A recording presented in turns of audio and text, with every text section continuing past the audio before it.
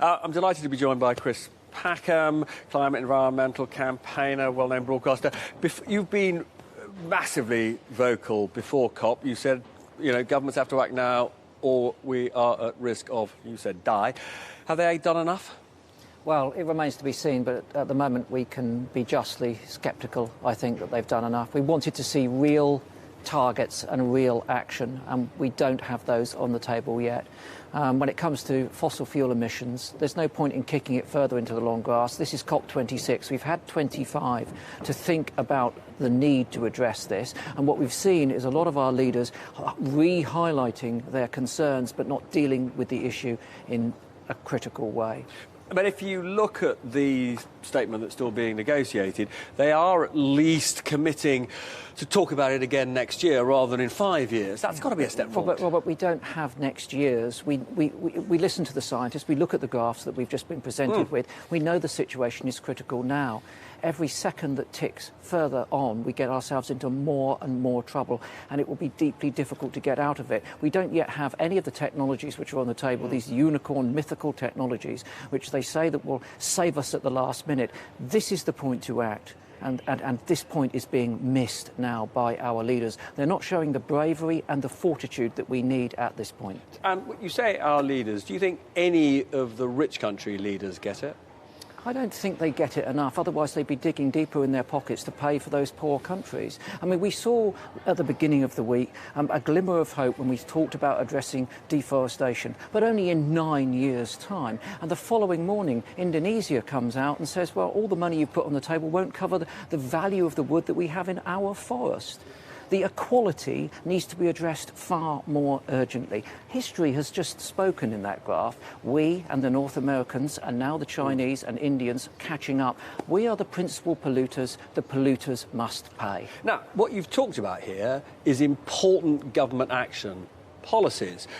You went slightly bonkers with Boris Johnson for flying back to London, but it's policies that matter, not gesture politics. Well, hold on. I think that we're all impressed by symbolism, and symbols can be really important in keeping public awareness there.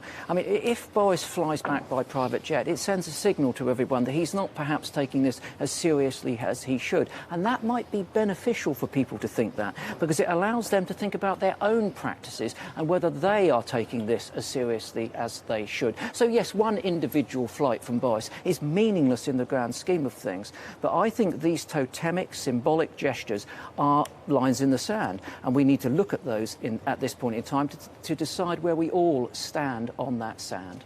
I mean, Allegra, Chris is right. The Prime Minister ought to be setting more of a personal example, shouldn't he? Well, he did when he came up today by train. He came up, but not last week when he went down to the Garrick Club by plane. No, I don't know if you were at the G20 with him. I think you were in Rome. Was. You left late, didn't you? And then I know, because I met the Prime Minister at 7 in the morning on Monday, he couldn't physically have done it if it wasn't a plane. Fact. Sure. Secondly, the plane he flew over on is 35% sustainable aviation fuel. We are pushing this as a government. We are pushing for Jet Zero. It will allow people to travel great distances, which we all want to continue doing, in a more sustainable way. So the last week, it wouldn't have been possible for him to get here as early as he did to host the World Leaders Summit. I think it's more the getting back that people are concerned about. But, Chris, I think you want to come in. Yeah, I mean, I think, again, we're making excuses over singular actions, and really we should sideline these.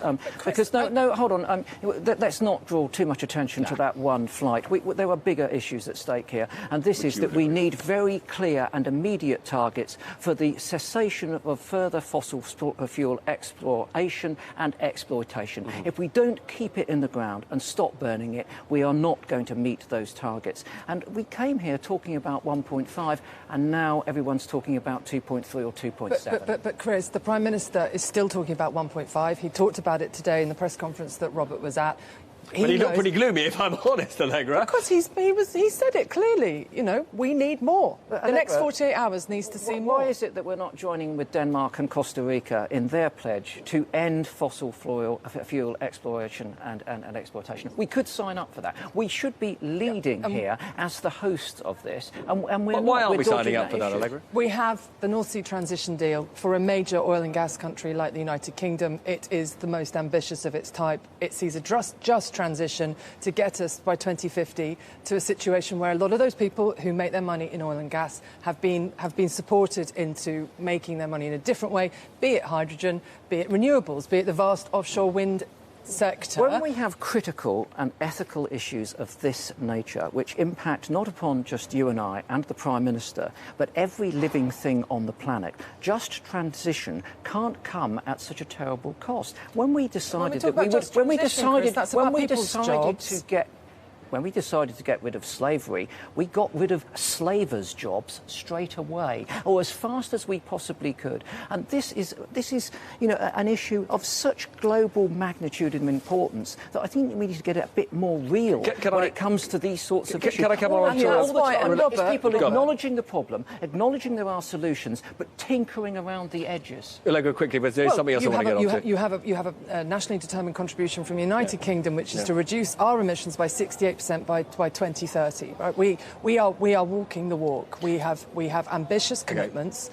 And on particularly this issue around oil and gas, the Committee on Climate Change is clear that there is a role for oil and gas. Can I ask, because, I mean, we've concentrated tonight very much on leaders, but there have been amazing campaigns by activists. What kind of impact do you think they've had? Tremendous. I think I've met here in the fringe events outside Green Zone, so on and so forth, able, ambitious, capable, albeit impatient and frustrated people who, when the time comes, will come to our aid because they will motivate change through their actions. And they'll continue to get my support as long as they're peaceful and democratic.